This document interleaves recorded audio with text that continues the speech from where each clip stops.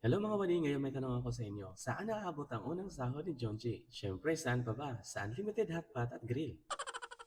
Yes, andito kami ngayon sa Happiness Grassland Hotpot and Grill dito sa may Almaraya Mall, Abu Dhabi. At dahil unang sahod ni John G, siyempre malilibre siya.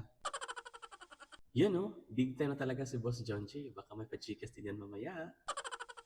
Pagpasok mo pa lang ang gaana ng vibes, malinis, malamig at ang pango ng pagkain. Pang Insta, pang TikTok at syempre pang sahog. Ay este, pang sahod pala.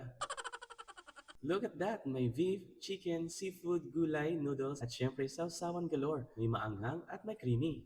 Ang style dito, DIY. Ikaw ang chef, ikaw ang kakain, at syempre si John G ang magbabayad. Mga wadi, kung gusto niyong bumusog, dalhin niyo lang dito ang kaibigan niyong bagong sahod. Highly recommended. Ang sarap ng beef, malambot, ang shrimp, fresh, at ang sabaw, sobrang panalo. Grabe mga wadi, ibang level tong experience na to. Mainit ang hotpot, pero mas mainit ang usapang gastos. Uy, pag bonus, dito ulit tayo Boss John G ha. Okay mga wadi, tapos na ang laban, busog na kami, pero iwan lang namin kay Boss John G.